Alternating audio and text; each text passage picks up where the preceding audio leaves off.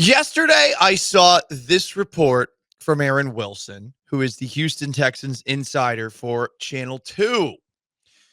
Texans overhauled offensive line expected to have Titus Howard at left tackle.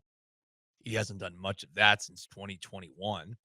Blake Fisher at right tackle, with Laken Tomlinson, who they signed yesterday, at one guard spot. No word on if that's left or right. Expecting more additions to go with centers and guards, Jarrett Patterson and Juice Scruggs, both of whom seem to have an undefined position. I'm glad I'm hearing expecting more additions to go, but I haven't seen them, and hopefully more will happen, whether over the next 3 hours or once the NFL season officially kicks off at 3 p.m. But I'm curious to know if they're going to have the money to do it. I say that because the Texans have been spending a lot of money on special teams players. If you noticed over the last couple of days or so, they spent $7.5 million on Tremont Smith, who I guess is now the league's highest paid special teams player.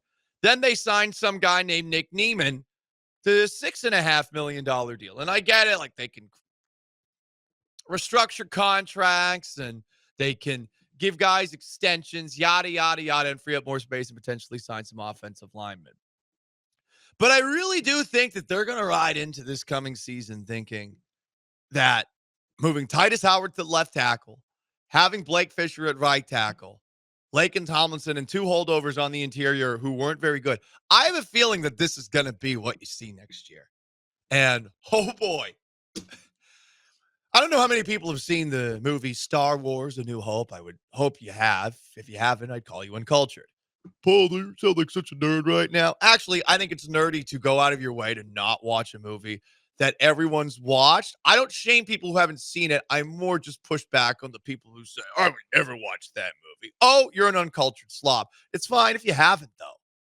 He said right after calling you an uncultured slob. Just don't prance around about it. Be cocky about it. But in that movie, there is a moment in time where the Empire allows Luke Skywalker, Han Solo, Chewbacca, R2-D2, and possibly gay robot C-3PO to get aboard the Millennium Falcon and fly over to Yavin 4 because they want to discover where the hidden rebel base is so they can blow that bleep up with the Death Star.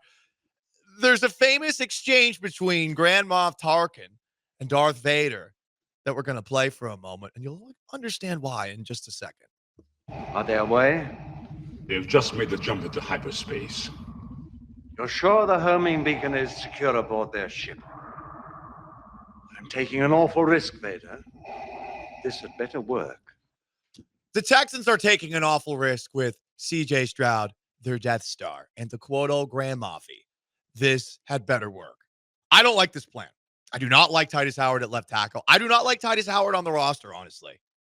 I mean, we talked about trading Laramie Tunsil, and I believe the reception to that has been mixed. There are many who say good riddance. There are others who, like me, are like, but hang on, this guy's really good.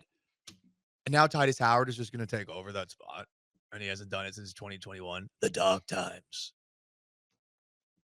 Okay. Neat. Blake Fisher's playing right tackle. Was he good? Was he good last year? Hate to sound like a jerk, but was he good? I don't know. Seemed like he struggled. He was a rookie, but was he good? Yeah. Hard to tell, which isn't a good answer. Right. So Titus Howard was their third option at left tackle in 2021. And Blake Fisher was their backup option at right tackle this past season. That's on the edge, and then you have no idea what's going on in the interior. As I've been beating the drum for the last couple of weeks, give me some effing huge men. I need a lot of big men to protect C.J. Stroud. Not in other elements of my life, which I know a lot of people are wondering, Paul, you're so strange. Like, what are you? But no, I just need some big men, and they don't have enough big men right now. It really feels like they're just going to roll into next year with that. There might be some posturing going on with that report given to Aaron Wilson. Perhaps the Texans are saying, yeah, we're fine here. And offensive linemen who might be available think to themselves, you know what? I'm going to take a little bit less money to protect C.J. Stroud to play with this team. But there you go, guys. The Texans are seemingly going to go into next year, at least with the offensive line is currently slated. And I'm not a fan. Not a fan. 713-780-3776 to call in, to text in. You can join on YouTube at ESPN Houston. OTR Sean says C3PO is not gay. Well, I don't know. I think everyone's always wondered about the sexuality of Droid. Everyone's, I think, wondered that. Did Anakin program him to have affection? Good question. Good question. I think he seemed to have emotions, but the emotions were always whining. Yeah, the emotion was over it and scared. He's a little cowardly lionish. 100%. With a British accent. I'm trying to think. R2, he and R2D2's relationship. We have no idea what was going on. I'd say complicated. Or are we sure R2D2 and C3PO never got it on? How would we know? How would we know? There's a lot of gizmos that stick out of R2D2. We're not seeing the live action of Star Wars. Like there's moments that we don't see on camera. You know what? This is what the Star Wars franchise needs to get a win on the board. Yeah.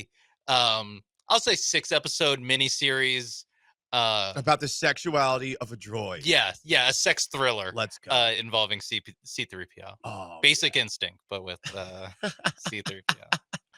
Sean Mapes behind the glass. 713-780-3776. I think everyone's going to be in agreement on the Texans offensive line take that I just had. This is not enough. And if you're going into next year thinking this is enough, to quote Grand Moff Tarkin, this had better work.